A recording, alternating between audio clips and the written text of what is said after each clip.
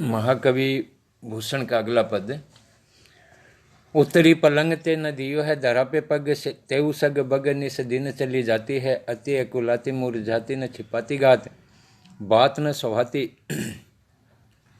बोल अति अन्न खाती है। भूषण बनत सिंह साई के सपूत सिवा, तेरी धाक सुनी अरि नारी बिल लाती है, जो न में न जाती वे धूपे चली जाती पुनी, तीन बेर खाती थी वे तीन बेर खाती है। प्रस्तुत पद्यांश कवि भूषण द्वारा रचित भूषण ग्रंथावली में संकलित शिवा शौर्य से संबंधित है। इसमें कवि ने शिवाजी के प्रताप का वर्णन करते हुए उनके शत्रुओं की विपन्न स्थिति का चित्रण किया है। कवि भूषण कहते हैं कि शिवाजी के आक्रमण के भय से शत्रुओं की स्त्रियां अत्यंत भयभीत रहती हैं। जो शत्रुओं की स्त्रियां पहले कभी पलंग से नहीं उतरती थी और धरती पर दो कदम भी नहीं चलती थी, वे ही शत्रुओं की भयभीत स्त्रियां अब रात दिन उदास रहकर अपनी रक्षा के लिए इधर उधर भागती रहती हैं। शत्रुओं की वे स्त्रियां शिवाजी के भय से बहुत ही व्याकुल रहती हैं, अपने पति पुत्र आदि की चिंता से मुरझाई रहती हैं और विपन्न हालत के कारण वे अपने शरीर को भी नहीं ढक पाती हैं। अर्थात अब उनके पास ओढ़ने पहनने के लिए वस्त्र भी नहीं रह गए हैं। उन्हें कोई भी बात अच्छी नहीं लगती है और वे भय से युक्त रहने के कारण बिना भोजन किए ही रहती हैं। भूषण कवि कहते हैं कि हे परम प्रतापी शाहजी के सपूत शिवाजी, तुम्हारी धाक सुनकर शत्रुओं की स्त्रियां बहुत ही भयभीत और व्याकुल रहती हैं। वे पहले चांदनी में चलने पर भी थकान महसूस करती थी, परंतु अब तुम्हारे भय से तेज धूप में चलने में भी संकोच नहीं करती हैं। अर्थात वे निराश्रय भय के कारण इधर उधर भटकती रहती हैं। उनकी सब सुख सुविधाएं समाप्त हो गई हैं।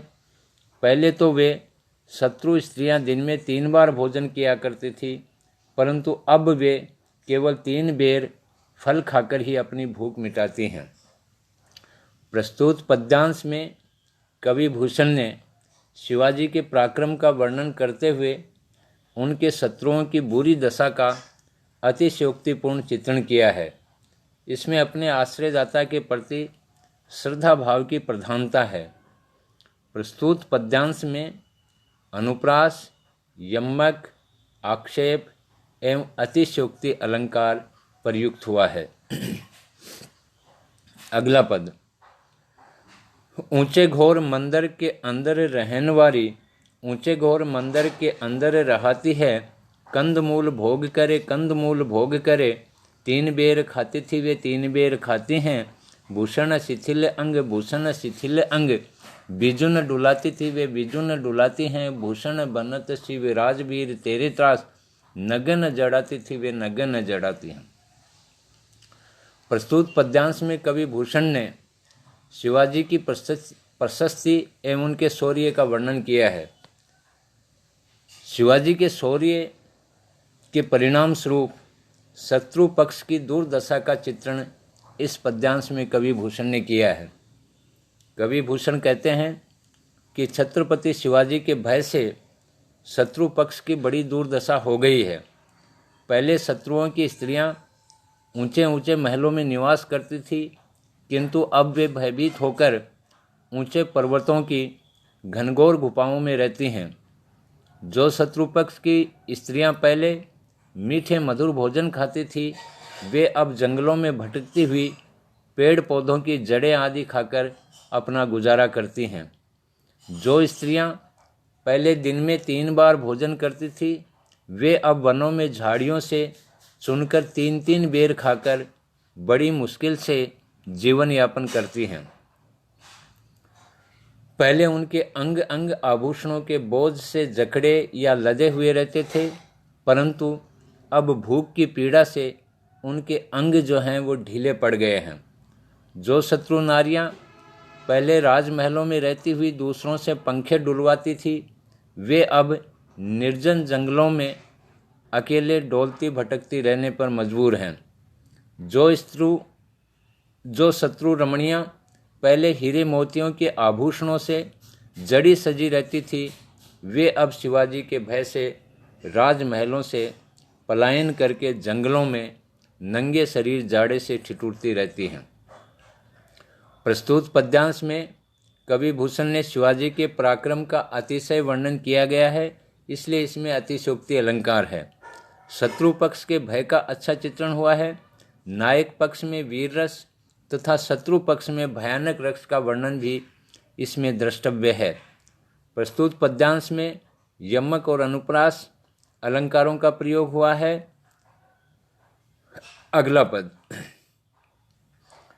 अतर गुलाब चोवा चंदन सुगंध सब सहज शरीर की सुबास बिकसाती है, पल भरी पलंग ते भूमि न धरत पाँव तेई खान पान छोड़ी बन बिल लाती हैं, भूषण भनत शिव राजवीर तेरे तास हार भार तोरी निज शुद्ध बिसराते हैं, ऐसी परी नरम हरम बादशाहन की नाशपति खाती थी वे बनास्पति खाती हैं। यह अवतरण कवि भूषण द्वारा रचित भूषण ग्रंथावली से संकलित शिवाजी के शौर्य से संबंधित है। प्रस्तुत पद्यांश में कवि भूषण ने शिवाजी के शौर्य के कारण शत्रु पक्ष की भयभीत दशा का सुंदर चित्रण किया है।